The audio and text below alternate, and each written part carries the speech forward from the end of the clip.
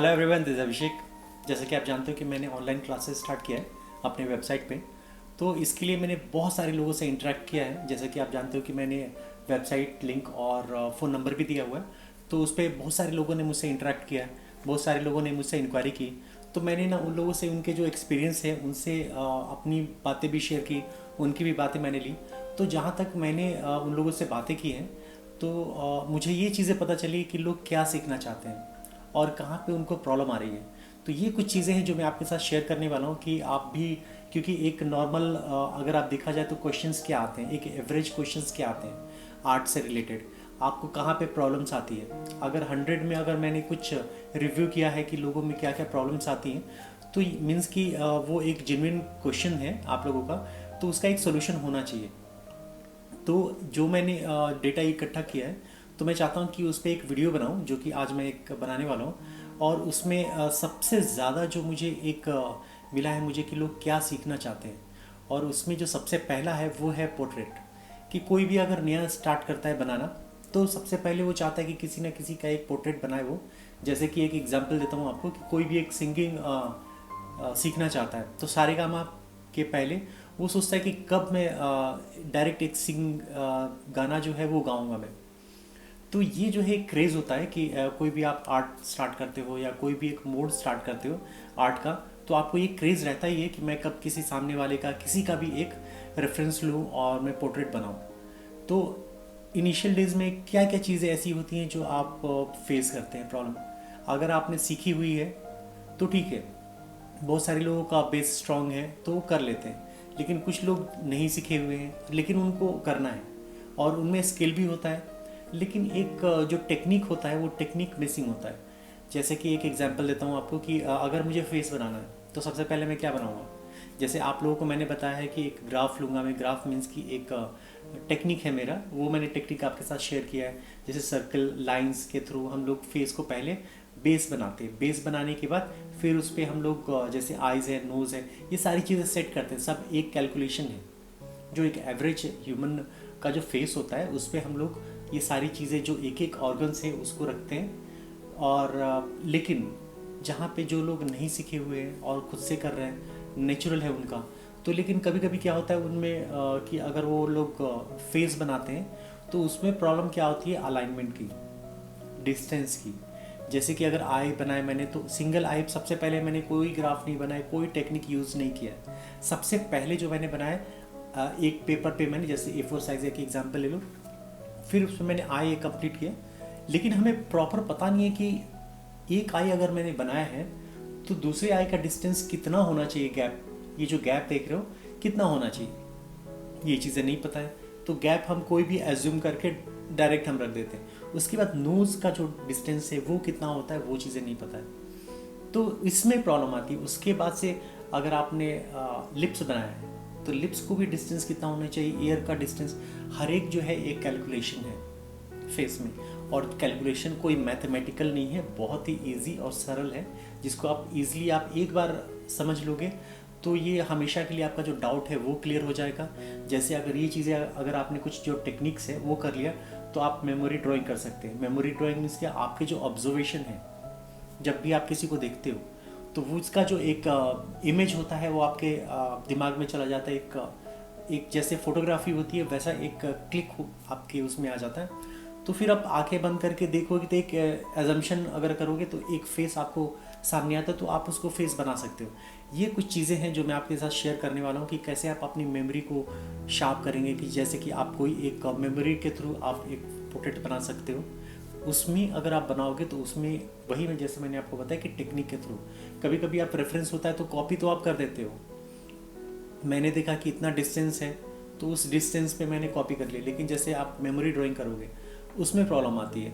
और ये जो प्रॉब्लम है ये मैंने 90%, 90 to 100% ऑलमोस्ट सबके ये प्रॉब्लम है कि वो फेस ड्रॉ करना चाहते हैं, लेकिन उसमें प्रॉब्लम ये होती है कि उनका जो फिनिशिंग टच है वो नहीं हो पाता है। जैसे प्रॉपर एक अलाइनमेंट होता है वो सेट नहीं हो पाता है। जैसे कि अगर आप ईयर की बात करोगे तो ईयर का जो ये इतना छोटा एक बड़ा, ये प्रैक्टिकल मैंने देखा है।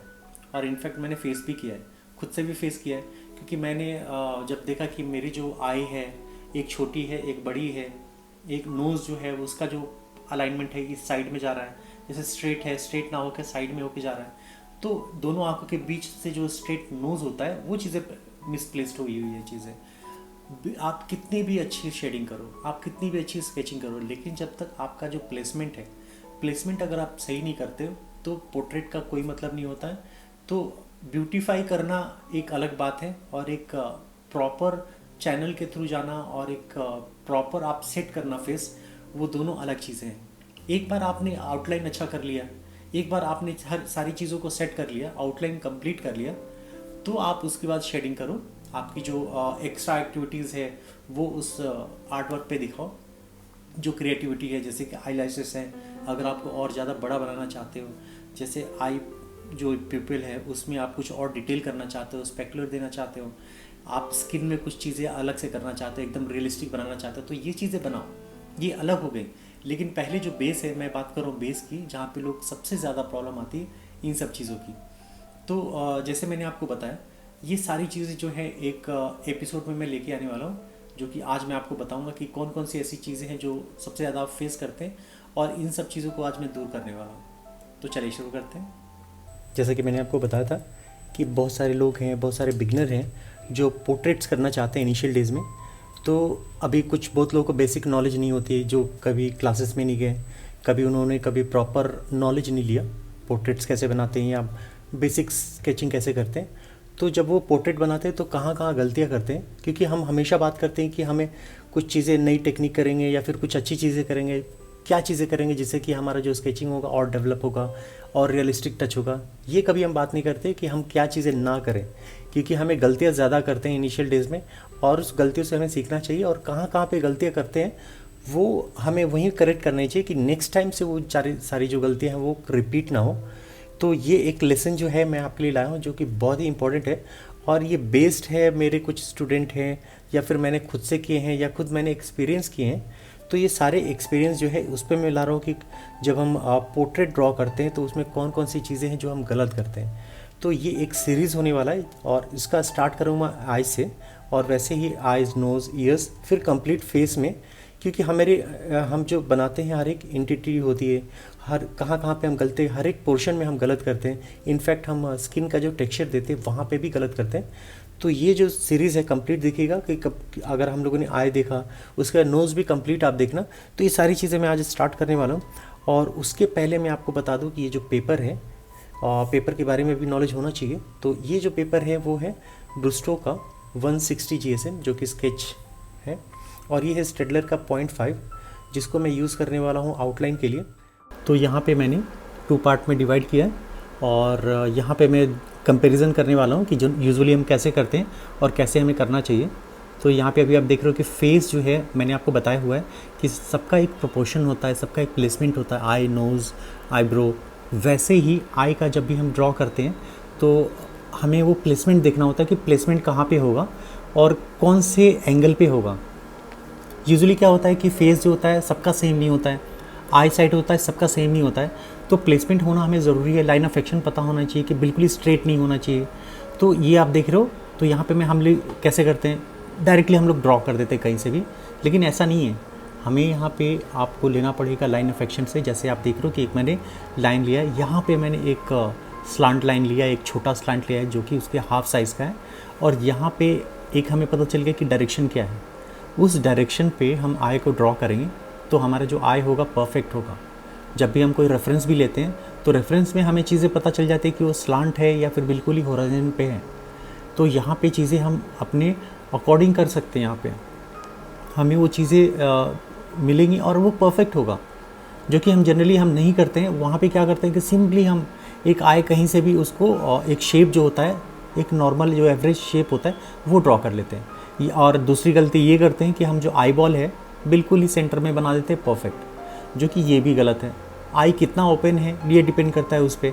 जैसे आई बॉल का साइज़ तो ठीक है, वो सर्कुलर है, वो सर्कल में होता है, लेकिन आई लिप जो है हमारा, अपर लिप और लोअर लिप कितना ओपन है वो डिपेंड करता है कि कितना हमें उसमें दिखाना है। जैसे कि यहाँ पे अभी आपने देखा कि मैंने उतना ही दिखाया जितना कि वो विजिबल है, और यहाँ पे ये कॉन्सेप्ट आपको पता चल गया होगा। और यहाँ पे जब भी इन्वायरमेंट होती है, तो जिस भी इन्वायरमेंट में रहते हैं तो हमारी जो आई बॉल है वो रिफ्लेक्टिव होती है, तो रिफ्लेक्शन लेता है वो। तो रिफ्लेक्शन के लिए भी हम कुछ चीज़ें यहाँ पे डालते हैं। और सबसे जो बात है वो कि हम जब शेडिंग करते हैं उसमें तो हैचिंग के थ्रू कर देते हैं या कैसे भी अनयूजुअली अपना कर देते हैं। लेकिन ऐसा नहीं है, जब भी कोई हमारा जो शेप होता है सर्कुलर हो, स्क्वायरिश हो या ट्रायंगल हो, तो उसके शेप के अकॉर्डिंग ही हमें शेड करना होता है, जो कि एक आपको जो जब भी आप ब्लेंडिंग करते हैं तो उसमें भी हेल्प होता है, क्योंकि जब भी आप ब्लेंड करते हैं तो उसी फॉर्म में भी आप ब्लेंड करते हैं, तो उससे बेनिफिट ये होता है कि आपका एक लाइन नहीं आता है और वो जब बिल्कुल ही रियलिस्टिक दिखते हैं। और रियल चीज़ें जो भी आप देखोगे तो उसमें वैसे ही होती हैं, शेडिंग भी वैसा ही होता है जैसा कि उसका शेप होता है। तो यहाँ पे मैंने आई रिफ्लेक्शन को छोड़ के बाकी जितने भी हैं ऊपर से डार्क किया। जहाँ पे हमें ब्राइट दिखाने वहाँ पे मैंने नहीं किया कलर, वहाँ पे पेंसिल का यूज़ नहीं किया। इसलिए नहीं यूज़ किया कि वहाँ पे हम जब भी ब्लेंड करेंगे तो वो कैरी होगा वहाँ पे और एक अच्छा फॉल ऑफ भी क्रिएट होगा। तो ये चीज़ें मैंने यहाँ पे कंप्लीट कर लिया, यहाँ पे देख रहे हो। और यहाँ पे अब जैसे कि बाहर का जो पार्ट है वहाँ पे भी मैं क्या कर रहा हूँ, बिल्कुल ही आप उसका जो शेप है उसके ही अकॉर्डिंग कर रहा हूँ मैं। और डार्क टू लाइट इसको कहते हैं fall of. Fall of means कि जैसे आप लाइट के कांटेक्ट में आते हैं तो जो भी चीज़ वहाँ पे हिट करती है वो ब्राइट होती है, और जैसे जैसे वो डेप्थ में जाती है वो ब्लैक हो जाती है। ब्लैक मीन्स कि डार्क में। तो ये चीज़ें हमें स्केचिंग में दिखानी होती है, और जितना आप अच्छा दिखाओगे उतना आपका रियलिस्टिक होगा और उतनी अच्छी दिखेगी। और यहाँ पे मैंने शेडो भी क्रिएट किया है, जैसे आप देख रहे हो ऊपर से शेडो इसलिए हम दिखाते हैं कि हमारा अपर लिप है आई का और आईलैशेस हैं, तो वहाँ पे आपको उसका जो शेडो हो वो दिखाना होता है, क्योंकि लाइट तो हर जगह है तो शेडो भी गिरेगी। तो यहाँ पे जो आप देख रहे हो कि हम लोगों ने डायरेक्ट आउटलाइन कर लिया, लेकिन जब भी हम आउटलाइन ब्लैक करते हैं तो उसको हम ब्लैक ब्लेंड करना चाहिए, नहीं तो फिर वो एक स्टैंड आउट दिखेगा या फिर लाइन ड्राइंग हो जाएगी। आपको स्मूथ ड्राइंग करनी है तो आपको आउटलाइन को ब्लेंड करना पड़ेगा। जैसे अभी आप देख रहे हो कि आउटलाइन मैंने अगर किया है वहाँ पे, तो उसको मैं ब्लेंड कर रहा हूँ, ब्लेंड करके एक अच्छा सा फॉल ऑफ दे रहा हूँ, जिससे कि आपको पता नहीं चलेगा कि एक लाइन है वहाँ पे। और इसको जैसे अब मैंने आपको बताया था, और जैसे जैसे हम शेप बनाते हैं वो उसमें मॉडिफिकेशन होता है। तो कोई भी चीज़ें रिजिड नहीं होती कि स्टार्टिंग में मैंने अगर ऐसा ही बना लिया तो बाद में मैं इसको चेंज नहीं कर सकता। तो अभी आप जो आई बॉल है आप देख रहे हो कि कम्प्लीटली स्क्वायर सर्कल में नहीं है, उसको हम करेंगे बाद में फिर वापस। और यहाँ पे देख रहे हो कि कंप्लीट एक मैंने शेड मार दिया था वहाँ पे, और फिर बिल्कुल ही उसको मैंने ब्लेंड कर दिया ब्रश से, तो फ्लैट है, बिल्कुल बिल्कुल फ्लैट है, उसमें कोई डेप्थ नहीं है। यूजुअली मैंने बहुत लोगों को देखा है ऐसे करते हुए, और ये मैं बता रहा हूँ इसलिए कि आप ये चीज़ें देखें और दोबारा इसको गलती को ना करें। और इससे क्या होता है कि एक्सपीरियंस भी होता है चीज़ें। जब तक आप गलती नहीं करोगे सीखोगे नहीं, और जितना गलती करोगे उतना स्कोप है सीखने का। और यहाँ पे मैं टिश्यू पेपर से कर रहा हूँ। टिश्यू पेपर से इसलिए कि इसका जो सरफेस होता है फ्लैट होता है, और फ्लैट होने के कारण ये जो है इसमें एक लाइन भी नहीं आती है। जब भी आप शेड कर लेते हो ग्रेफाइट से तो उसको ब्लेंड बहुत अच्छे से करता है, और इसमें आप ब्लेंड तो करता ही है और उसमें जो ग्रेफाइट है वो भी निकाल लेता है, ऑब्जर्व कर लेता है। तो कहीं कहीं पे आपको चीज़ें होती हैं कि वहाँ पे मुझे ग्रेफाइट नहीं चाहिए, तो आप वहाँ पे टिश्यू पेपर अगर मूव कर दोगे तो चीज़ें निकल जाती हैं। और कभी कभी टिश्यू पेपर को आप रोल करके आप एक अच्छे से पॉइंट यूज़ कर सकते हो। तो उसमें आपको जिसके पास अगर पेपर स्टैम्प नहीं है तो उसका यूज़ कर सकता है। और यहाँ पे अभी मैंने ब्रश का यूज़ किया था जो मैक्सिमम नंबर का है, तो वो अच्छे से ब्लेंड कर देता है। ओवरऑल जितने भी है ना वो एक ब्लेंड कर देता है, और वहाँ पे आप जो वाइट पार्ट है उसको भी कुछ ग्रे में दे देता है, जिसको हम बाद में वाइट से हम इरेजर से इरेज कर देते हैं, तो एक अच्छा सा हाईलाइट भी आता है चीज़ें। तो यहाँ पे आपने देखा, यहाँ पे हम लोगों ने ऑलमोस्ट जो है सर्कल यहाँ पे कंप्लीट कर लिया। और उसके नीचे जब हमारा जो आई है वो ओवल शेप में, और ये बाहर निकला हुआ थोड़ा सा फेस में आप देखोगे, आप स्ट्रक्चर देखोगे तो वहाँ पे ऊपर का जो पार्ट है और नीचे का जो पार्ट है वो चीज़ें हमें गहराई दिखानी होती है, उसके लिए हम डार्क करते हैं। और डार्क भी फ्लैट नहीं करते हैं। अगर आप फ्लैट कर दोगे तो फिर क्या होगा कि उसमें पता नहीं चलेगा कि गहराई कितनी है, उसमें आपको वेरिएशन लाना पड़ेगा। ऊपर की कौन सा है नीचे कौन सा है ये चीज़ें कब पता चलती हैं, उसमें वेरिएशन हो डार्क टू लाइट। अगर उसमें डार्क नहीं है लाइट नहीं है तो फिर कैसे पता चलेगा? फ्लैट बिल्कुल नहीं होना चाहिए वहाँ पे। हाँ, अगर लाइट बिल्कुल नहीं है वहाँ पे तो वहाँ पे आप ऐसी चीज़ें फ्लैट थोड़ी दिखा सकते हो, लेकिन यहाँ अगर वहाँ पे आप लाइट में हैं, कहीं से भी कुछ सोर्स है तो वो दिखाएंगे। और यहाँ पे आप देख रहे हो लोअर लिप, जो हमेशा बहुत लोग स्किप कर जाते हैं, ऐसा चीज़ होता है, थिकनेस है जो हमारा जो आई नीचे का जो है आईलिप उसमें थिकनेस होती है, ऊपर भी होती है। एंगल पे डिपेंड करता है कि आप कौन से एंगल से देख रहे हैं। अगर आप पैरेलली देख रहे हैं तो आपको चीज़ें वो नीचे वाली दिख जाती हैं, वो हमें दिखाना चाहिए। और उसको ब्राइट क्यों रखते हैं, उसका भी रीज़न है, इसलिए कि जो लाइट है वहाँ पे हिट करती है, तो इसके कारण हम दिखाते हैं। और नीचे वाला जो हम अभी मैं शेड कर रहा हूँ, तो वो आपको कर रहा हूँ क्योंकि वो थोड़ा अंदर की तरफ जा रहा है, तो उसको मैं शेड कर रहा हूँ। और ये जो शेड किया है मैंने अकॉर्डिंग टू शेप, और इसको मैं अभी टिश्यू पेपर से करूँगा। टिश्यू पेपर से इसलिए कर रहा हूँ मैं कि ये बिल्कुल ही अच्छे से ब्लेंड कर देगा और चारों तरफ फैला भी देगा, देख रहे हो। और जहाँ पे मुझे शेड नहीं करना है, वहाँ पे जहाँ पे मुझे ब्राइट दिखना है, उभरी हुई चीज़ें दिखानी, वहाँ पे मैं शेड करूँगा ही नहीं। और ब्लेंड भी होगा तो वहाँ पे चीज़ें सिर्फ वाइट ही रह जाएंगी। तो जहाँ पे आपको और ज़्यादा डेप्थ दिखाना है तो वहाँ पे आप 4B पेंसिल है, 4B का यूज़ कर सकते हैं। और मैंने यहाँ पे पेंसिल में आपको बता दूँ कि 2H यूज़ किया है। 2H जो कि बिल्कुल ही इनिशियल बिल्कुल ही ब्राइटेस्ट है। उसके बाद मैंने 4B यूज़ किया है, 4B के बाद 8B यूज़ किया है। ज़्यादा आई बॉल के अंदर जो पिपिल है उसको आप 8B से कर सकते हैं, 6B से कर सकते हैं। और ऐसा जनरली ऐसा नहीं होता है कि जो मैं यूज़ करूँगा वैसा ही करेंगे, आपको आउटपुट सेम लेके आना है। तो कभी कभी होता है कि आपका पेपर डिफरेंट है या पेंसिल मेरा सेम नहीं है। जैसे आपने स्टेडर का अगर यूज़ किया उसका डार्कनेस ज़्यादा है, टॉम्बो का यूज़ कर लिया तो उसकी भी डार्कनेस ज़्यादा है। अगर आपने अप्सरा यूज़ कर लिया तो हो सकता है उसकी जो ब्राइटनेस ज़्यादा है, मतलब उसका डार्कनेस कम है। तो आप अकॉर्डिंग टू आप एक शेड कार्ड बना लो साइड में, और वहाँ पे उससे मैच करके आप उससे कर लो।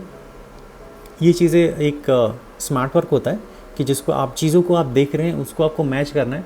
तो जो भी रिसोर्सेज है आपके पास, अगर कुछ चीज़ें महंगी चीज़ें नहीं हैं, जैसे टॉम्बो इरेज़र आपके पास नहीं है, तो फिर आप इसका यूज़ कर सकते हो। जैसे मैंने कुछ टेक्निक बताया था आपको, उसका भी यूज़ कर सकते हो।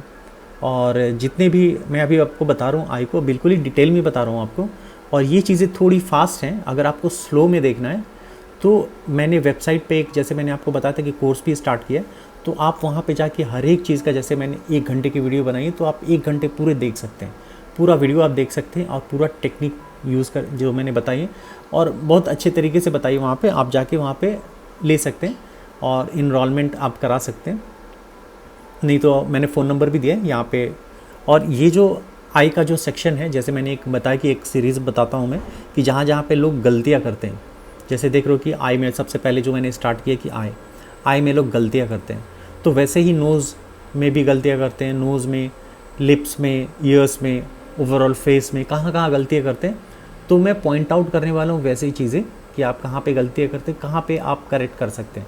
तो आपने देखा कि मैंने तुरंत ही यहाँ पे लेफ़्ट साइड में बनाया और राइट साइड में कितना ड्रास्टिक चेंज है। आप देखो, थोड़ा आप टाइम दोगे, थोड़ा पेशेंटली अगर आप करोगे तो उसमें थोड़ा टाइम देके तो चीज़ें बहुत अच्छे से निकल आती हैं। और ये जो है मैंने आई का जो लिया है, क्योंकि मैं बिल्कुल ही फास्ट फॉरवर्ड करके नहीं दिखाना चाहता था कि जिसमें आपको चीज़ें पता ही नहीं चले, तो थोड़ा मैंने इसको स्लो रखा है। इसलिए मैंने ये पार्ट 1 है, पार्ट 2 में आप कंप्लीट आई देख सकते हो, जो इसके साथ ही मैं अपलोड कर दूंगा मैं। तो होपफुली आप लोग को पसंद आएगा।